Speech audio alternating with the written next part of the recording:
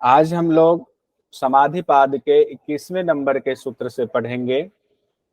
21वें number का सूत्र है तीव्र संवेगा नामासन्न। तीव्र संवेगा नामासन्न, यानी कि अगर तोड़ दें इसको तो तीव्र संवेगा नाम आसन्न, यानी कि तीव्र संवेग से साधना करने से जल्दी आप आसन्न हो जाते हैं, मतलब समाधि आपको जल्दी मिल जाती है। कहते हैं कैसे? तो जिनके साधन की गति तीव्र होगी उनको समाधि जल्दी मिलेगी। ये तो बहुत सिंपल सी बात है कि जो लगातार पढ़ेगा और जो उसी में रमा रहेगा तो उसको समाधि मिलेगी। जो सिर्फ 1 घंटा सुबह 1 घंटा शाम करेगा, और एक आदमी है जो 24 घंटे लगा हुआ योग में हुआ पड़ा है, तो जो 24 घंटे योग में हुआ पड़ा है उसको जल्दी समाधि मिलेगी। यानी जिसके चित्त वृत्ति के निरोध की गति तीव्र होगी उनको समाधि जल्दी मिलेगी। अब इसको समझने के लिए सिंपल सा आप ये समझे कि अगर पूरा बैच है, 50 लोगों का बैच है, और 50 में से 10 बच्चे ऐसे हैं जो 50 क्वेश्चन अगर उनको एमसीक्यू दिया जाए तो वो 50 के 48 सही कर लेते हैं, कोई 47 सही कर लेता है। लेकिन बाकी के जो 40 बच गए उनसे 15 से 20 ही सही हो पाता है। इसको दूसरे और संदर्भ में कहें तो पूरे देश भर में लाखों बच्चे जो एग्जाम देते हैं आईआईटी का, और पास हो पाते हैं कुछ 100 बच्चे या कुछ 1000 बच्चे। तो जो बहुत ज्यादा जिन्होंने पढ़ाई की तैयारी की, जिनकी तैयारी संवेग के साथ थी, तीव्र गति वाली थी, उनको जल्दी सफलता मिल गई। वही चीज कह रहे हैं कि हमारा जो लक्ष्य समाधि है उस लक्ष्य की तरफ जो तीव्र गति से निरंतरता के साथ बढ़ रहा है उसको जल्दी समाधि मिल रही है। तो इस सूत्र को भी याद ऐसे ही कर लेंगे, तीव्र संवेगा नाम आसन्न है। तीव्र संवेगा नाम आसन्न है। अगला है, सर एक क्वेश्चन सर। अब क्या तुरंत क्वेश्चन है? पूछ ही लीजिए, आपने बोल दिया तो। अच्छा सॉरी सर। बोल रहे सर, ये जो जो उसमें 50 से 48 मिला, ये जो मिल रहा है और जिसको कम मिल रहा है, जिसको ज्यादा मिल रहा है उसमें अभ्यास भी था और वैराग्य भी था, दोनों था। उसके संग दोनों जुड़ा हुआ था। जिसको कम मिला उसका अभ्यास था, वैराग्य उतना नहीं था। अरे वाह, तो देख लीजिए कौन अभ्यासी कौन बैरागी है। हो गया। और किन्हीं को कोई ज्ञान उमड़ रहा हो तो बता दीजिए, लेकिन बीच में मत बोलिए, हैंड रेस कीजिए, हम बोलेंगे तो बोलिए। ठीक है, अच्छी बात है कि मन में भावनाएं आती हैं तो होता है कि हम बोलें, अच्छा है, लेकिन उससे क्लास डिस्टर्ब ना हो। 22 नंबर का सूत्र हमारा है, साधक के भेद बताया गया। बड़ा इंपॉर्टेंट है देखिएगा, और इसको शिव संगीता से हम लोग जो है कंपेयर भी अभी कर लेते, अभी आप लोगों ने पढ़ाई है। 22वें नंबर का सूत्र है, मृदु मध्य अधिमात्रत्वात् ततो अपि विशेषः। मृदु मध्य अधिमात्रत्वात् ततः अपि विशेषः। उस तीव्र संवेग के भी 3 भेद हैं, मृदु है, मध्य है और अधिमात्र वाला है। ठीक है, अब ध्यान दीजिएगा, ये कंफ्यूजन होती है, उसको अभी क्लियर कर लेंगे। क्या कंफ्यूजन होती है? हम ये सोचते हैं कि ओवरऑल जितने साधक हैं उसमें से कोई मृदु है, कोई मध्य है, कोई अधिमात्र है, यानी कि कोई निम्न कैटेगरी का, कोई मध्यम कैटेगरी, कोई अधिमात्र कैटेगरी का है, उत्तम कैटेगरी का है। यहाँ कहा गया है मृदु मध्य अधिमात्रत्वात् ततः अपि विशेषः, यानी कि ऊपर वाला जो तीव्र संवेग की बात की है, जो बहुत इंटेलिजेंट बच्चे जो आईआईटी पास कर गए, या जो जिन्होंने नीट निकाल लिया है उसमें से भी क्रीम निकाल लिया आपने, उसके 3 कैटेगरी बताए गए, यानी कि इंटेलिजेंट बच्चों में भी 3 कैटेगरी बताए गए हैं। एक है मृदु जिसको कहा गया है, दूसरे को मध्य कहा गया है, और तीसरे को अधिमात्र कहा गया है। ठीक है, तो अधिमात्र की विशेषता होती है, तो अधिमात्र वाले को और जल्दी मिल जाएगा, उसको समाधि मिल जाएगी, आसन्न उस हो जाएगा। मध्य वाले को उससे थोड़ा सा समय ज्यादा लगेगा, मृदु वाले को मध्य और अधिमात्र वाले से थोड़ा सा ज्यादा समय लगेगा। तो साधकों में साधन हल्की, मध्यम और उच्च होने से तीव्र साधना करने वालों में भी भेद माना गया है। तो अधिमात्र वालों को सबसे जल्दी समाधि मिलती है। तो इसको दोनों ही कैटेगरी से आप देख सकते हैं, एग्जाम में दोनों तरह से क्वेश्चन आ सकता है कि साधकों में साधन की जो है, ये साधन किसी का मृदु है, किसी का मध्य है, किसी का अधिमात्र है। तो साधन उसकी क्वालिटी हो गई, और क्वालिटी को आत्मसात कर लिया, तब जाकर के नाउन में आ जाएगा कि ये मृदु साधक है। नहीं तो अभी तक कैसे कहते हैं कि इनमें जो क्वालिटी है साधना की वो मृदु है।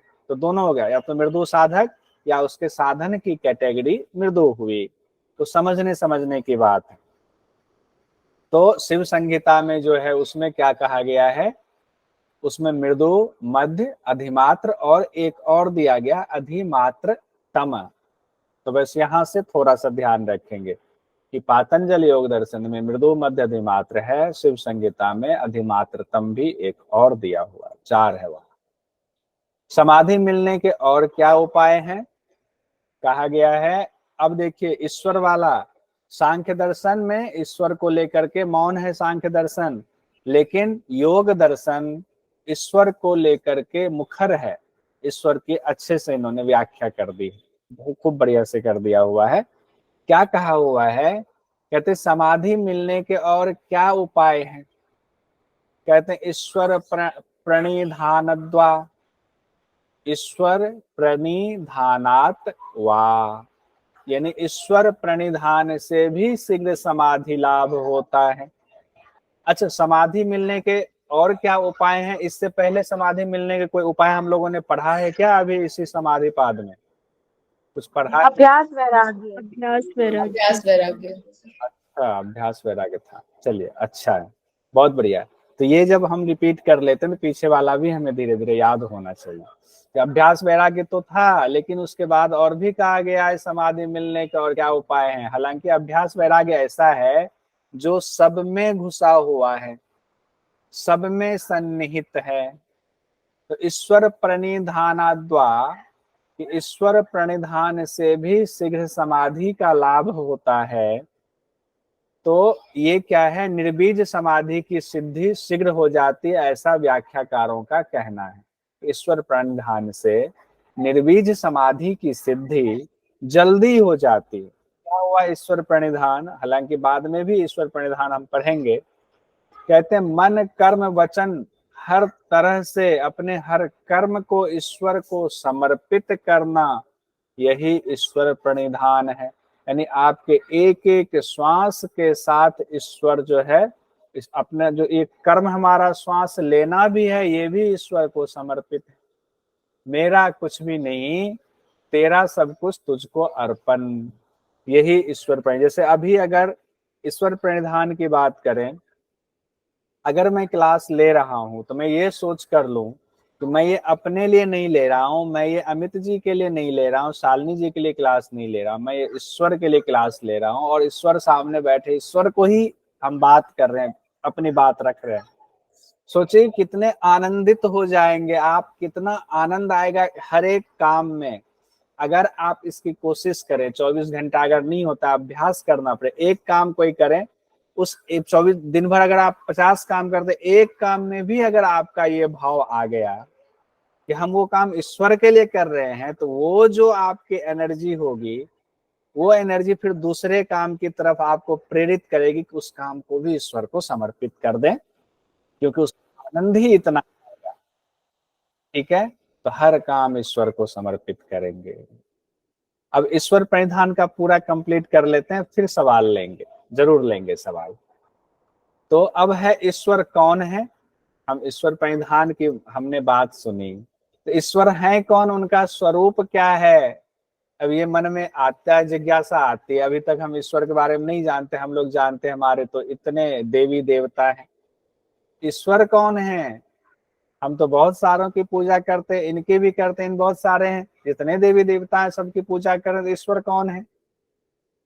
तो महर्षि पतंजलि पातंजल योग दर्शन में कहते हैं, क्लेश कर्म विपाक आशय अपरामिष्टः पुरुष विशेषः ईश्वरः। यानी कि क्लेश कर्म विपाक और आशय से अपरामिष्ट जो हो यानी स्पर्श रहित जो हो वही पुरुष विशेष ईश्वर है। यानी अब क्लेश कर्म विपाक और आशय क्या है इसको भी समझ लेंगे तब पता चलेगा कि क्लेश कर्म विपाक आशय से रहित होना स्पर्श रहित होना क्या होता है। तो क्लेश का मतलब होता है जो चीजें आपको दुख दे वो क्लेश है। क्लेश में अविद्या अस्मिता राग द्वेष अभिनिवेश आता है, 5 क्लेश आता है। कर्म की बात आई है, क्लेश के वशीभूत जो कर्म किया जाता है, अविद्या के वशीभूत जो हम कर्म करते हैं, अस्मिता के वशीभूत जो कर्म करते हैं, राग में आकर के जो कर्म करते हैं, या द्वेष से वशीभूत जो कर्म करते हैं, या अभिनिवेश से वशीभूत जो कर्म करते हैं, वो सब कर्म की श्रेणी में आता है। यानी क्लेश से वशीभूत जो कर्म होता है वो कर्म आ गया। कहते हैं विपाक क्या हुआ, जो कर्म करेंगे तो फल उसका फल भी तो कुछ होगा, चाहे अच्छा करे चाहे बुरा करे, उसको विपाक कहा गया है। आशय क्या है, कहते कर्म फलों का जो समूह है जो चित्त में पड़ा हुआ है, कुछ फूट रहा है, कुछ फूटने का इंतजार कर रहा है, पकने का इंतजार कर रहा है, वो आशय है। वो है आपका जमा है वहां, कर्माशय में जमा है आपके चित्त में आशय। कहते हैं ईश्वर इन सब चीजों से बहुत दूर है, इनसे रहित हैं, वो स्पर्श रहित हैं, अपरामिष्ट है, वही ईश्वर है। ईश्वर की कितनी अच्छी आपकी विशेषता, आपकी क्वालिटी बता दी गई है। उसके बाद ईश्वर के बारे में और भी बातें कह रहे हैं जो एग्जाम में क्वेश्चन पूछा जाता है, ध्यान रखिएगा। तत्र निरतिशयम् सर्वज्ञ बीजम, तत्र निरतिशयम् सर्वज्ञ बीजम, उस ईश्वर में जिनसे बड़ा कोई नहीं है उसमें सर्वज्ञता का बीज विद्यमान है। यानी कि वो ईश्वर सर्वज्ञ है, हर चीज के वही मूल हैं और हर चीज में वो समाहित हैं, वो सब कुछ जानते हैं। निरतिशयम्, जिनके बराबर या जिनसे अधिक ज्ञान हो ही नहीं सकता है। तो दोनों चीज हो गए ना, एक तो निरतिशयम् हो गया और एक सर्वज्ञ बीजम हो गया। जिनके बराबर, अगर आप रावण हो गया, रावण ने कहा हम तो बहुत शक्तिशाली हैं, तो राम क्या हमारे सामने, तो मनुष्य है, मार देंगे। अरे वो तो ईश्वर थे। जब ईश्वर हैं, जो साक्षात ईश्वर ही मानव शरीर में आए हुए हैं, तो उनके बराबर तो हो ही नहीं सकता, उनसे ज्यादा भी नहीं हो सकता है। सर्वज्ञता मतलब जो सब कुछ जानता है, जिनसे छिपाई। अगर हम ये सोचेंगे हमने घर के एक कोने में मंदिर बना दिया और मंदिर के पास बैठेंगे तभी हमें पता चलेगा भगवान, जब तब जो हमारे विचार है वही भगवान जान पाएंगे। और मंदिर से हट करके दूसरे कमरे में चले गए तब हमने किसी के बारे में बुरा सोचा, विचार कर रहा है उसका आज छोड़ेंगे नहीं, उसको ये करेंगे, तब ये सोचेंगे तब भगवान सो गए हैं, उनको पता नहीं चल रहा है। तो ये गलत है सोचना। आप जो सोच रहे हैं, जो कर रहे हैं, भगवान हर जगह है। आप ये सोचेंगे मंगलवार को मुर्गा नहीं खाएंगे तो मंगलवार को भगवान जगे हुए हैं, वो देखेंगे कि नहीं ये नहीं खाता है।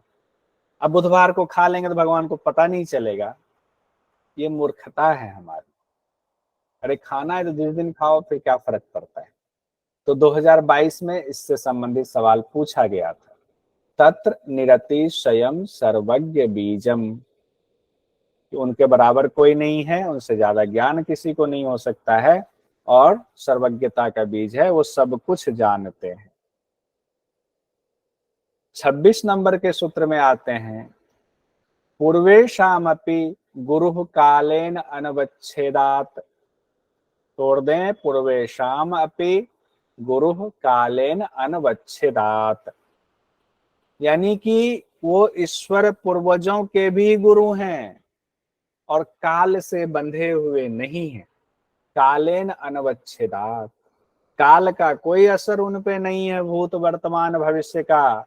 और हमारे जो पूर्वज हैं ना, अगर हमारे पिताजी हैं तो उनके भी वो गुरु हैं। दादाजी हैं तो उनके भी गुरु हैं, परदादा हैं उनके भी गुरु हैं। ऐसे बढ़ते जाएंगे बढ़ते जाएंगे बढ़ते जाएंगे, कहाँ तक बढ़ के जाएंगे? ब्रह्मा जी तक बढ़ के जाएंगे। ब्रह्मा जी ने सृष्टि की रचना की, हमारे सबसे पूर्वज जो मानते ब्रह्मा जी ही है, उनसे ऊपर का नहीं पता। तो ब्रह्मा जी के भी गुरु हैं, वो कौन? वो ईश्वर। कहते ब्रह्मा जी के भी जो गुरु हैं वो ईश्वर है। तो ब्रह्मा और ब्रह्म में इसीलिए अंतर होता है, ब्रह्मा और ब्रह्म एक नहीं है। ब्रह्म के विकार हैं ब्रह्मा, यानी कि ब्रह्म से उत्पत्ति हुई है ब्रह्मा की, ब्रह्म ईश्वर है। तो कहते जो सबसे पहले आए वो उनके भी गुरु हैं और वो काल से परे हैं। पूर्वे शाम अपि गुरु, जो सबसे पहले उत्पन्न हुए, ब्रह्मा आदि के भी गुरु हैं। काले नि, वह काल से अनवच्छेदात, बंधे हुए नहीं है, काल से परे हैं वो, यानी सर्व काल में विद्यमान है वो। उसके बाद 27 नंबर में कहा गया, अब तो हमने विशेषता जान ली, मन में जिज्ञासा आएगी कि हमने गुरु की, हमने ईश्वर की विशेषता जान ली है, तो उनका नाम क्या है? तो महर्षि पतंजलि कहते हैं तस्य वाचकः प्रणवः, उस ईश्वर का नाम प्रणव है। तो नाम किसी का प्रणव हो अभी क्लास में, तो वो ईश्वर का नाम भी प्रणव है। तो प्रणव को ओम कहा गया है। अब कई बार मन में कंफ्यूजन होती है कि प्रणव को ओम कैसे कह दिया गया। तो उपनिषदों में कहा गया है कि प्रणव ओम है, या उपनिषदों में भगवान को ओम कहा गया है कि उस ईश्वर का नाम ओम है, इसीलिए प्रणव को ओम कहा जाता है। यानी अगर पातंजल योग दर्शन के हिसाब से है तो शब्द प्रणव इस्तेमाल किया गया है, लेकिन इसकी व्याख्या में जब जाते हैं उपनिषद के हिसाब से, वेद के हिसाब से, या भोजवृत्ति में भी प्रणव को ओम कहा गया है। तो उस ईश्वर का नाम प्रणव है या ओम है। अब कहते हैं चलिए हमने ईश्वर प्रणिधान से समाधि मिल सकती है ये जान लिया, ईश्वर की विशेषता जान लिया, अब ईश्वर का नाम जान लिया। जब सब कुछ उनके बारे में जान लिया, तब उनकी पूजा कैसे करें ये भी बता दीजिए। अब तो इम्पोर्टेंट ये है ना, जब जिनके बारे में इतनी महत्ता जान लिया हमने, उनकी पूजा नहीं करेंगे तो हमें फल कैसे मिलेगा? तो महर्षि पतंजलि कहते हैं तज्जपस तदर्थ भावनम, तज्जपस तदर्थ भावनम, तोड़ के पढ़े तत् जप तदर्थ भावनम। भावनाओं का देखिए कितना महत्व है। उसका तत्, उनका जप, जप करेंगे उनका कैसे? तदर्थ, अर्थ स्वरूप के, उनके अर्थ को, जो अर्थ अभी बताया हुआ है महर्षि पतंजलि ने कि समाधि भी मिल जाएगी, क्लेश कर्म विपाक आशय से वो दूर हैं, वो काल से नहीं बंधे हैं, गुरुओं के भी गुरु हैं, सर्वज्ञ बीजम हैं, सबसे बड़े हैं। ये सारे अर्थ के स्वरूप, उनके पूरे अर्थ स्वरूप आनंदित होकर के वही सबसे बड़े हैं। ये भावना करते हुए जब हम जप करेंगे उनका, तब होगा हमारा कि ईश्वर प्रणिधान होगा। और इस तभी होगा जब हर कर्म में उनको समर्पित कर देंगे। उस प्रणव का यानी ओम का जप करना चाहिए, उनका पुनः पुनः चिंतन करना चाहिए, यानी उस ईश्वर के नाम का पुनः पुनः उच्चारण और उनके गुण कर्म स्वभाव का चिंतन करना चाहिए। भावना पूरी उमरनी चाहिए, ऐसा नहीं कि मुंह से ओम ओम निकल रहा है, मुंह में ओम बगल में छुरी पड़ा हुआ है। मन भावना पूरा उसी में हो जाए। ये पूरा तरीका आपको महर्षि पतंजलि ने बता दिया। अब कहा गया है ततः प्रत्येक चेतनाधिगम अपि अंतराय भावश्च, तोड़ दें, ततः प्रत्यक चेतना अधिगम अपि अंतराय अभावः च, उनके जप से, कि अब जप तो कर लिया हमने, कहते उनके जप से जीवात्मा का प्रत्यक चेतनाधिगम, वो जो चेतना है यानी कि जीवात्मा है, उनका साक्षात्कार हो जाता है। और साक्षात्कार ही सिर्फ नहीं होता है, कैसे साक्षात्कार होता है? अंतराया भावश्च, अंतरायों का अभाव हो जाता है तो जीवात्मा का साक्षात्कार हो जाता है, उस चेतन शक्ति का साक्षात्कार हो जाता है। अब अंतराय का अभाव, ये अंतराय कहाँ से आ गया? तो एक बार फिर से देख लीजिए, हम लोग ऊपर से जो हमने पढ़ा, हमने ईश्वर प्रणिधान से समाधि मिलेगी पहले बता दिया गया, फिर बताया क्लेश कर्म विपाक आशय से जो है वो परे हैं, फिर बताया उस सर्वज्ञता का बीज है, उनसे बड़े कोई नहीं है, गुरुओं के भी गुरु हैं, ब्रह्मा जी के भी गुरु हैं, सब कुछ जानते हैं। फिर उनका नाम बताया, प्रणव उनका नाम है। फिर बताया तज जपस तदर्थ भावनम, उनका जप कीजिए, उनके अर्थ को समझ करके पूरी भावना के साथ कीजिए।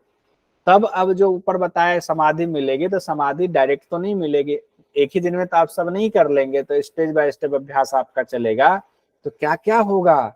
कहते पहले अंतरायों का अभाव हो जाता है, अंतरायों का अभाव हो जाता है तो आपके अंदर जो चेतना है उसका साक्षात्कार हो जाएगा।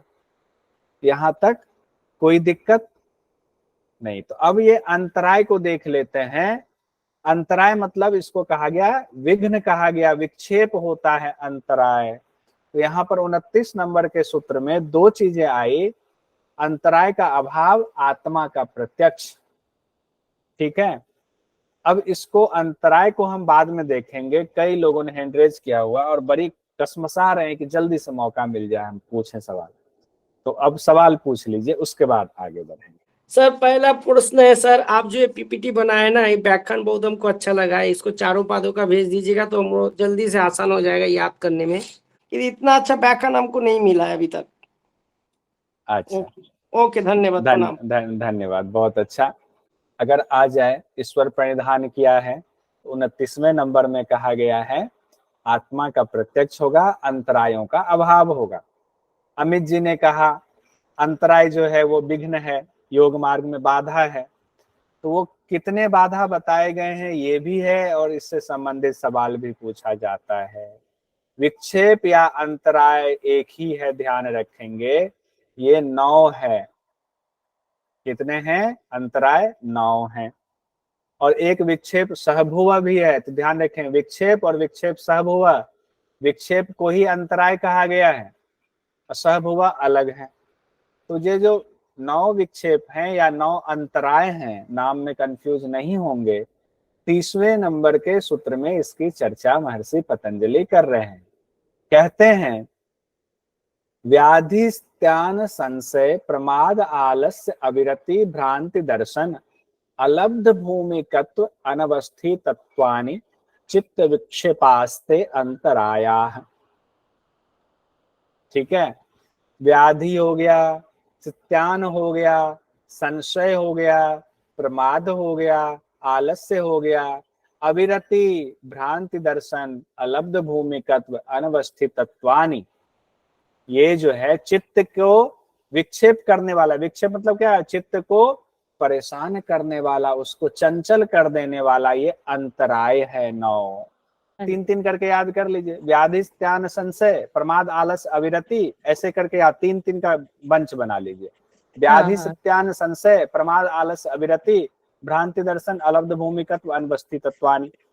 अच्छा, इसको इसलिए याद करना, सीक्वेंस में याद करना है कि कई बार दे दिया जाता है 9 में से 5 दे दिया जाएगा, कहेगा इसका सीक्वेंस सही सीक्वेंस में बताओ। अब हमने 9 याद किया है, अब 5 दिया हुआ है, तो अगर हमें 3-3 करके सीक्वेंस याद है हम उसको देख लेंगे, नहीं इसके बाद ये, इसके बाद ये, इसके बाद ये, इसके बाद ये आएगा। और ऐसा क्वेश्चन आया हुआ है, ध्यान रखिएगा। तो व्याधि स्त्यान संशय, बोलिए सब लोग, व्याधि स्त्यान संशय, व्याधि स्त्यान संशय, प्रमाद आलस अविरति, प्रमाद आलस अविरति, प्रमाद आलस अविरति, भ्रांति दर्शन अलब्ध भूमिकत्व अनवस्थितत्वानि, भ्रांति दर्शन अलब्ध भूमिकत्व अनवस्थितत्वानि। ठीक है, अच्छा, इसको अभी तो जैसे कि साथ साथ बोल लेते हैं तो हो गया। अगर जब आपके सामने ना स्क्रीन प्रेजेंट हो रहा है, ना आपके हाथ में बुक है, और आप कहीं बैठे हुए हैं पार्क में, या आप बस में यात्रा कर रहे हैं, उस दौरान जब आप ध्यान करेंगे कि कल हमने जो पढ़ा था उसमें क्या था, अगर उस समय आपको पूरा याद आ जाता है 9 के 9, तो वो कभी नहीं भूलेंगे आप। और अगर याद नहीं आता है तो उसको याद करने की कोशिश कीजिए, कोई क्लू निकाल करके। और अगर सब कुछ बंद करके ऐसे स्मरण करेंगे आ गया, तो फिर बाद में वो जल्दी नहीं भूलता है आदमी, ध्यान दीजिएगा। तो ये हो सर गए इसमें भी अभ्यास चाहिए इसको बार बार अभ्यास। याद करने हाँ, के लिए। अब देखिए अभ्यास एक तो होता है कि बुक खोल करके अभ्यास कर रहे हैं, तो अभी तो आपके जी सामने बुक खुला ही हुआ है और आपके सामने स्क्रीन है ही। लेकिन इसके बाद मैं ये कह रहा हूँ कि इसके बाद जो अभ्यास करेंगे वो बिना बुक खोले करेंगे, जी सर। एकदम मेडिटेशन टाइप में। या तो आधे घंटे के लिए बैठ जाइए ध्यान में, हमने कल क्या क्या पढ़ा, ईश्वर से लेकर के शुरू कीजिए, एक एक चीज एक एक चीज एक एक चीज आपके चलता चला जाएगा। वो लगेगा जैसे फिल्म चल रही, वो जो मेडिटेशन आपका होगा वो बिल्कुल दिमाग में आपके चित्त में बैठ जाएगा, वो फिर नहीं हटेगा जल्दी। तो ये 9 तो एक बार अंतराय हो याद गए। हो जाता है फिर नहीं भूलते हैं ये। हाँ, नहीं भूलते हैं। अब देखिए हम लोग 9 के 9 देख लेते हैं कि किसका क्या अर्थ है। कहते हैं व्याधि, व्याधि हो गया ना, रोग बीमारी व्याधि है, बहुत सिंपल सा। त्यान कहा गया है अकर्मण्यता, कहते हैं इच्छा होने पर भी कार्य करने का सामर्थ्य ना होना, कि करना है, उठ करके नोट्स बनाना है लेकिन लेटे हुए हैं, अरे ठीक है बना लेंगे थोड़ी देर, नहीं बनाना चाहिए, इच्छा तो है नहीं, बनाने से अच्छा होगा, पास हो जाएंगे, अच्छे मार्क्स आ जाएंगे, लेकिन सामर्थ्य नहीं हो रहा उठ पाने का। संशय हो गया, योग को लेकर के परस्पर विरोधी विचार जब मन में आते हैं कि हम अभ्यास कर रहे हैं, फायदा होगा कि नहीं होगा। महर्षि पतंजलि ने कहा हुआ है कि जब हम हाथी पर संयम करें तो हाथी जैसा बल आ जाएगा, पता नहीं ऐसा होता होगा कि नहीं। तो ये संशय हो गया। प्रमाद क्या हुआ, अनुष्ठान में लापरवाही कर देना, तो ये प्रमाद हो गया। आलस्य क्या हुआ, आलस्य का संबंध यहाँ व्याधि से थोड़ा जोड़ के देख रहे हैं। कहते हैं जब कफ आदि आपका बढ़ा होता है, तो कफ बढ़ता है तो शरीर में मोटापा भी बढ़ जाता है, उससे क्या होता है, तमोगुण बढ़ता है, और तमोगुण बढ़ता है तो आलस्य जो है तमोगुण से उसका गुण होता है, आलस्य तमोगुण है तो आलस्य उसके साथ में फ्री में मिलता है, तो साधन ना करने की इच्छा हो जाती है तब। और उसके बाद आता है अविरति। अविरति में कहा गया है इंद्रियों का विषयों के प्रति भोग की इच्छा, यानी तृष्णा का खत्म ना होना अविरति है। अविरति मतलब आपको कोई चीज पता है कि समोसा नहीं खाना चाहिए, मैदा है, या पिज्जा नहीं खाना चाहिए, ठीक नहीं हमारे लिए, अब विषयों के प्रति ये भोग है, अब वो तृष्णा खत्म ही नहीं हो रही, ये जानते हुए भी कि शरीर के लिए नुकसानदेह, हमें नहीं करना चाहिए। योग मार्ग में तो हमें खाना जो है वो आधा पेट खाना है, यानी कि मिताहार का पालन करके खाना है, सुस्निग्ध खाना है, मधुर आहार खाना है। ये जानते हुए भी हमारी इंद्रियां जो है उस भोग के प्रति जो है वो नहीं हट नहीं पा रही। तो ये भोग क्या है, योग मार्ग में बाधक है, इस अविरति हो गया। भ्रांति दर्शन, भ्रांति दर्शन हुआ योग के साधनों और उसकी सिद्धियों को झूठा मान बैठना, यानी मिथ्या ज्ञान होना, भ्रांति दर्शन। आप कहेंगे ऊपर एक और आया हुआ था संशय, संशय भी वही तकरीबन है, और भ्रांति दर्शन। तो भ्रांति दर्शन में जो है मिथ्या ज्ञान हो जाता है, और संशय में मिथ्या ज्ञान नहीं होता है, उसमें हम संशय सामने वाले पे ही संशय कर लेते हैं, सीधा संशय कर रहे हैं, पता नहीं झूठ बोल रहे हैं क्या कर रहे हैं। मिथ्या ज्ञान में खुद को मिथ्या ज्ञान हो, खुद हम भ्रम में पड़ जाते हैं। तो दोनों में थोड़ा सा डिफरेंस है। अब है अलब्ध भूमिकत्व। साधन करने पर भी समाधि की जब आपकी प्राप्ति नहीं होती है, समाधि से मतलब कोई भूमि आपको प्राप्त नहीं हो रहा है, तब आपको लगता है कि पता नहीं, हम तो कर रहे हैं अभ्यास, गुरुजी ने कहा था कि भूमि की प्राप्ति होगी, किसी को हुआ है किसी को नहीं हुआ, उनको हो गया है, अमित जी को हो गया है, हमें क्यों नहीं हो रहा है। नहीं होता है तो मन जो है विचलित होता है, मन विचलित होता है तो ये भी आपके योग मार्ग में अंतराय है, विक्षेप है, चित्त विक्षेप होता है। अनवस्थितत्व, अनवस्थितत्व कहा गया ध्येय का साक्षात्कार करने पर भी, यानी कि अब तो आप आ गए ध्येय पर, आ गए, साक्षात्कार होने लगा है आपका, यानी ध्यान और समाधि की स्थिति पहुंचे, लेकिन वो समाधि टिक नहीं पा रहा है, छूट जा रहा है समाधि, लंबा उस पर रह नहीं पा रहे हैं, अनवस्थित तत्व है। तो इससे भी मन में जब विक्षेप पैदा होता है, चित्त में विक्षेप पैदा होता है, ये अनवस्थित तत्व हुआ। विक्षेप हम लोगों ने देखा, यानी अंतराय देखा जो 9 था, उसके बाद आता है उस 9, वो 9 जब चलता है तो उसके साथ साथ 5 छोटा भाई भी चलता है, विक्षेप सहभुवा इसको कहते हैं। ये कहता है नहीं हम भी जाएंगे, हम भी जाएंगे, बड़े भैया बाजार जा रहे थे हम भी जाएंगे, ये पीछे पीछे लग लेता है। तो 9 अंतराय हो गए, 5 विक्षेप सहभुव हो गए। तो विक्षेप सहभुव 31वें नंबर के सूत्र में बताया गया है समाधिपाद में, दुख दौर मनस्य अंग मेजयत्व श्वास प्रश्वास विक्षेप सहभुवः। दुख दौर मनस्य अंग मेजयत्व 3 ऐसे याद कर लीजिए, श्वास प्रश्वास अलग से याद कर लीजिए, श्वास प्रश्वास एक साथ आ जाएगा। दुख दौर मनस्य अंग मेजयत्व इसको एक साथ याद कर लीजिए, दुख दौर मनस्य अंग मेजयत्व श्वास प्रश्वास विक्षेप सहभुवः। तो दुख क्या है? ये दुख हुआ, पीड़ा हो गई, किसी भी तरह की पीड़ा हो सकती है, संसार में जितने दुख हैं सब मान लीजिए, आध्यात्मिक आधि भौतिक आधि दैविक, इसकी भी चर्चा है दुख में। अगर दुख की कैटेगरी करें तो आध्यात्मिक आधि भौतिक आधि दैविक में सारे दुख समा जाते हैं, सांख्य दर्शन में कहा गया है। इसीलिए पतंजलि योग दर्शन में जब दुख की बात आती है तो आध्यात्मिक आधि भौतिक और आधि दैविक दुख रख दिया जाता है। दौर मनस्य की बात आई कि इच्छा की पूर्ति ना होने पर मन में जो क्षोभ उत्पन्न होता है वो दौर मनस्य कहा जाता है। अंग मेजवत कि शरीर में जो है जब कंपन होने लगती है, या शरीर जो है अब काम लायक नहीं रह जाता है, शरीर की जितनी क्षमता थी उसमें कमी आने लग जाती है। हालांकि शाब्दिक अर्थ तो यही है कि अंगों में कंपन होना, या तो उम्र के साथ हो या किसी बीमारी के साथ अंग मेजयत्व होता है। किसी को देखते हैं गर्दन हिलती रहती। श्वास बिना इच्छा के प्राणवायु का अंदर आना, अप्रश्वास बिना इच्छा के भीतर की वायु का बाहर आना, इसी को श्वास प्रश्वास कहा गया है। यानी अभी तक हम लोगों की श्वास कंट्रोल में नहीं है। योगियों की श्वास जो है वो कंट्रोल में होती है, वो चाहे तो श्वास को रोक करके रख लें, वो चाहे तो श्वास ले ही ना। सुषुम्ना में श्वास को प्रवाहित करा दिया, अब इड़ा पिंगला को बंद कर दिया, कार्यहीन बना दिया। तो श्वास पर अभी हम लोगों का क्या है, श्वास 2 मिनट ना ले तो काम नहीं चलेगा, और 3 मिनट तो विज्ञान कहता है कि अगर 3 मिनट आप श्वास रुक जाए तो इंसान की मृत्यु हो जाएगी। योग शास्त्र इस बात को नहीं मानता है, कहता है सामान्य मनुष्य के लिए होगा, योग करने वालों पर नियम लागू नहीं होता है। और योग करने वालों से तात्पर्य ये नहीं कि हम योग पढ़ रहे हैं तो हम योगी हो गए। हम योग के साधक साधना करेंगे नहीं और ठप्पा लगाएंगे कि हम योगी हैं, और 3 मिनट श्वास रोक लिया तो जय श्री राम हो जाएगा, ये भी कोशिश मत कीजिए। तो ये विक्षेप सहभुवा हो गए 5, 9 हो गए विक्षेप, 5 हो गए विक्षेप सहभुवा, 9 जो थे उसको अंतराय भी कहा गया, और ये आपके 5 हो गए विक्षेप सहभुवा।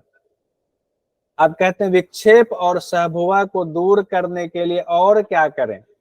एक तो हमने देख लिया कि ईश्वर प्रणिधान से दूर हो रहा है, ठीक है। पहले हम भावपूर्वक ईश्वर के नाम जप चित्त स्वरूप से विघ्न को दूर करने की बात पढ़ चुके हैं। अब और किससे पढ़ते हैं, और किससे ये दूर हो सकता है विक्षेप और विक्षेप सहभुवा।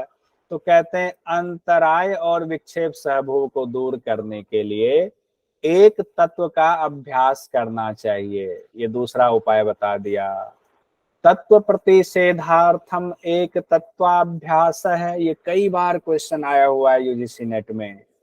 तत्व प्रतिषेधार्थम एक तत्वाभ्यास है। एक ऐसे पूछा जाता है, एक तत्व के अभ्यास से क्या होता है, या तो ऐसे पूछ दिया जाएगा, या पूछ दिया जाएगा अंतराय और विक्षेप सहभुवा को दूर करने का उपाय क्या है। तो एक तत्व का अभ्यास है। वो एक तत्व क्या है, ईश्वर है। तो अलग अलग तरीके से कई बार क्वेश्चन पूछा गया है। आज हम लोग यहीं तक रहने देंगे, 32 नंबर तक, नहीं तो ज्यादा हो जाएगा। कुछ क्वेश्चंस देख लेते हैं तो ठीक रहेगा। बताइएगा एकदम जोश के साथ, प्रसन्नता के साथ।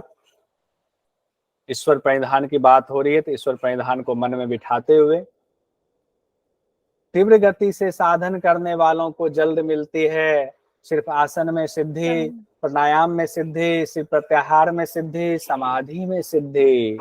बताइए। समाधि सब लोगों ने मैसेज बॉक्स में भी टाइप करके आप लोगों ने दिया समाधि में सिद्धि। अब माइक खोल के भी बोल सकें, कोई दिक्कत नहीं है। तीव्र गति से साधन करने वालों को जल्दी से समाधि में सिद्धि मिलती है।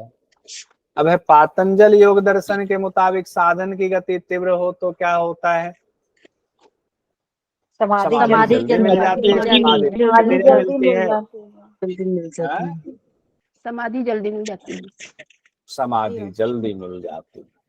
ठीक है, आप लोगों ने मैसेज में भी दिया। हर्षित जी, नंदिता जी, सब लोग मैसेज में जवाब दे रहे हैं। पुंडलिक जी, सोनू जी। अगला क्वेश्चन है हमारा, शालिनी जी, निष्ठा जी मैसेज में जवाब दे रहे हैं आप लोग। तीव्र गति से साधन करने वालों में भी किसे जल्दी समाधि मिल जाती है? अधिमात्र को, मध्य को, मृदु को? शालिनी जी, श्वेता जी, सब लोग कह रहे हैं हर्षित जी अधिमात्र वाले को, और आप लोगों ने माइक खोल के भी बोला अधिमात्र वालों को। अगला क्वेश्चन हमारा है, पातंजल योग सूत्र के मुताबिक साधक के प्रकार हैं मृदु, मध्य, अधिमात्र, अधिमात्रतम। 3 1 2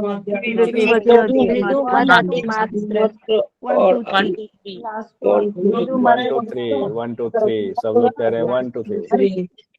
तो चौथा ऑप्शन हो गया 1 2 3, मृदु, मध्य, अधिमात्र। और अगर शिव संगीता दे दिया जाता तो 1 2 3 4 हो जाता। योग दर्शन के मुताबिक ईश्वर परिधान का फल है आसन सिद्धि, समाधि सिद्धि, इष्ट का साक्षात्कार। इनमें से कोई नहीं। समाधि सिद्धि और समाधि, इष्ट का आत्मा का साक्षात्कार तीन ही होगा ना तो आत्मा का। बताइए इष्ट का साक्षात्कार होगा कि नहीं होगा? बताइए सर, आत्मा का साक्षात्कार। समाधि सिद्धि गुट है। समाधि सिद्धि ही होगा। ठीक है सर, समझ गए। इसमें आंसर सिर्फ समाधि सिद्धि होगा। ध्यान रखिए, इसमें कंफ्यूजन हो सकती है। हम लोग ईश्वर परिधान और इष्ट का साक्षात्कार एक साथ जोड़ लेते हैं। स्वाध्याय से इष्ट का साक्षात्कार होता है, ये अभी हम लोगों ने पढ़ा नहीं है, लेकिन आगे हम नियम जब पढ़ेंगे तब हमारे पास ये आएगा। ठीक है, तो अभी ईश्वर परिधान से समाधि सिद्धि ही मान के चलिए। सर, इसमें ईश्वर प्राविधान का मतलब ही होगा ना कि इष्ट का साक्षात्कार। इष्ट का साक्षात्कार नहीं होगा। इष्ट का साक्षात्कार इष्ट अलग है, परिधान का मतलब नहीं, समर्पित करना इसमें उनको। मतलब मेरा पूछने का मतलब है ईश्वर परिधान का फल तो समाधि सिद्धि है, लेकिन इसका मतलब भी तो यही होगा दूसरे अर्थ में कि हम इष्ट का साक्षात कर रहे हैं। देखिए, अब अर्थ निकाल करके तो जोड़ेंगे तो बहुत दूर से तो रिश्ते में निकल ही आएंगे। ईश्वर परिधान का मतलब ईश्वर को समर्पित करके। ईश्वर को, हाँ, ईश्वर को समर्पित दूर कर से देना। निकालेंगे तो रिश्ते में निकल आएंगे, लेकिन पातंजल योग दर्शन के सूत्र के हिसाब से एग्जाम की दृष्टि से आएंगे तो स्वाध्याय से इष्ट का साक्षात्कार होता है। ठीक है, और वैसे तो सब इष्ट का ही है, आत्मा भी इष्ट का ही अंश है। आत्मा को भी लय कर देना है बाद में इष्ट में ही। ठीक है, लेकिन इष्ट का ध्यान जो है सिर्फ अगर व्याख्या में आएंगे तो घेरन संहिता में कहा गया स्थूल ध्यान में अपने इष्ट का ध्यान करें। किस लिए? ताकि बाद में आपको आत्मा का दर्शन होगा। समाधि बाद में मिलेगी, पहले ये ध्यान करेंगे तब। तो ये थोड़ा पहले का स्टेज होगा। ठीक है, और जब हमें लगता है समाधि मिल गई कि मैं ही आत्मा हूँ, तब तो हम ही ईश्वर हो गए ना। तब इष्ट हमारे लिए रहा ही नहीं कोई। तो मैं हम ब्रह्मास्मि, तब तो मैं ही ब्रह्म हूँ। तब हमारे लिए कौन इष्ट हो गए? जब मैं ही इष्ट हूँ तो मेरे लिए कौन इष्ट हो जाएंगे? ठीक है, इष्ट मतलब एक माध्यम होगी केवल स्थूल से सूक्ष्म की तरफ जाने के लिए एक माध्यम है। तो यहाँ पर सही आंसर समाधि सिद्धि। अब है ईश्वर के लक्षण वाला ये सवाल कि ईश्वर के लक्षण है क्लेश रहित, कर्म रहित, विपाक रहित, आशय रहित। कूट दिया हुआ है, कूट के हिसाब से बताइए। 1 2 3 विपाक 1 2 3 1 2 3 ऑप्शन आश्रय भी है 4 भी है। आशय सहित है, रहित। हाँ, इधर सहित लिखा है। ध्यान दीजिए, यहाँ चौथे में आशय सहित लिखा है। सहित लिखा है। अगर शब्दों का खेल गड़बड़ हो गया तो मामला हो जाएगा गड़बड़। बाकी 3 में रहित है, यहाँ सहित है। हाँ। तो 1 2 3 आंसर सर, है, ये यानी बहुत कि छोटा चौथा छोटा वाला। दिखाई देता है इसमें, इसके लिए। हाँ, इस मोबाइल पे कई बार छोटा दिखता है इसीलिए। ठीक है, मैं बोलने में भी मैंने रहित बोल दिया था, वो मुझसे। अगला क्वेश्चन है, सर्वज्ञ बीजम किसके लिए इस्तेमाल किया गया है? ईश्वर के लिए। ईश्वर के लिए। देखिएगा, अगर आ जाता है ब्रह्मा जी आगे तो हम सोचते हैं ब्रह्मा भगवान, उनको तो सब पता है।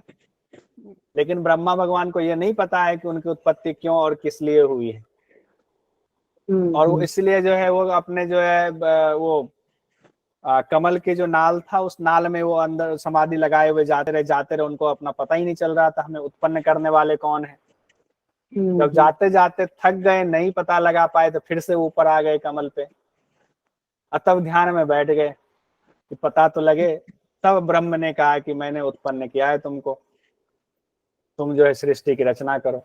इसीलिए सर्वज्ञ बीजम ब्रह्मा जी के लिए नहीं है, ईश्वर के लिए। वैसे भी सूत्र में तो यही कहा गया।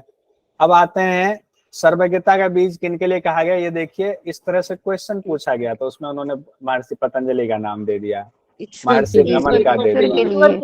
ईश्वर के लिए हो गया, मुनि के लिए दे दिया। तो सही आंसर ईश्वर के लिए भी हम लोगों ने देख ही दिया। कितना सिंपल क्वेश्चन आया था। पूर्वेशाम अपि गुरु किनके लिए इस्तेमाल हुआ है? पूर्वेशाम अपि गुरु ईश्वर के लिए। ईश्वर के लिए इस्तेमाल हुआ। इसमें भी ब्रह्मा जी से नहीं जोड़ेंगे। पातंजल योग सूत्र के मुताबिक ईश्वर का नाम क्या है? प्रणव। प्रणव। प्रणव। तस्वाचक प्रणव।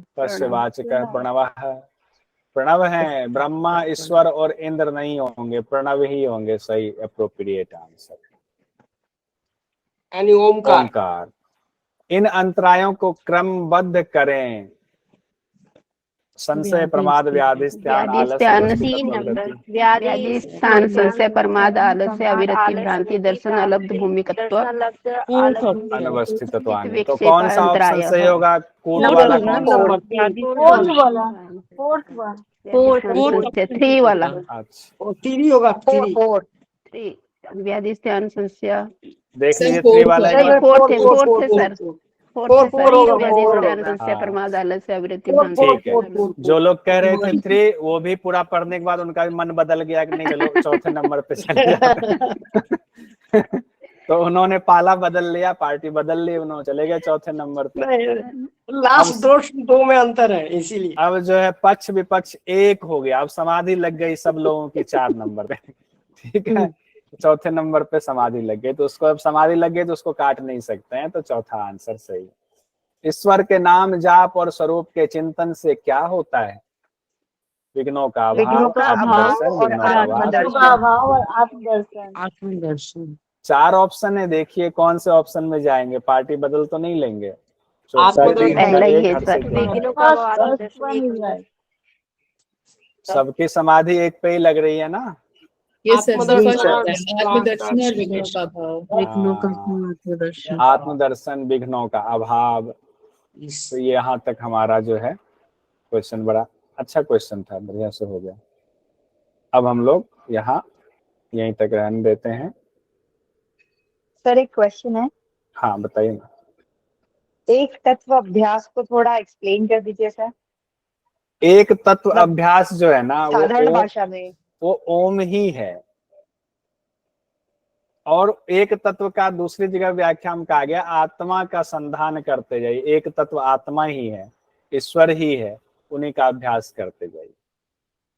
इसको इस तरह से नहीं लेंगे। अब दूसरी बात, ईश्वर कहा गया है, एक तत्व को ईश्वर कहा गया है, ईश्वर ही कहा गया है। अब दूसरी बात कि ऊपर तो ईश्वर कहा गया है, तो हो सकता है क्या अभ्यास में कुछ अंतर है? क्या अभ्यास में कुछ हो सकता है कि देखिए क्या है, समाधि पाने के लिए अलग अलग तरीके अपनाए जाते हैं, अलग अलग तरीका गुरु बताते हैं, जिनकी जैसी श्रद्धा, जिनका जैसा क्षमता, उस क्षमता के हिसाब से बताते हैं। ये तो सिर्फ सूत्र में लिखा हुआ एक तत्व का अभ्यास, लेकिन इसमें बहुत सारे गुण रस, जैसे अभी ईश्वर परिधान में हम लोगों ने देखा तद जपस तदर्थ भावनम। तद जपस तदर्थ भावनम इतना पढ़ के आपको क्या लगता है कि आपको सब पता चल गया?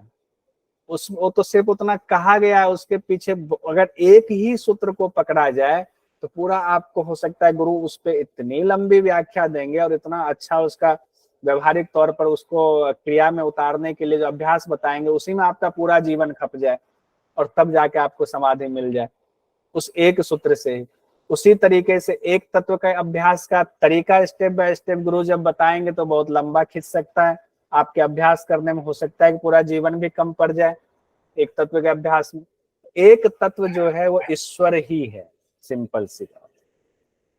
एक तत्व मतलब ईश्वर ही, किसी एक तत्व पे हम ध्यान लगाएं।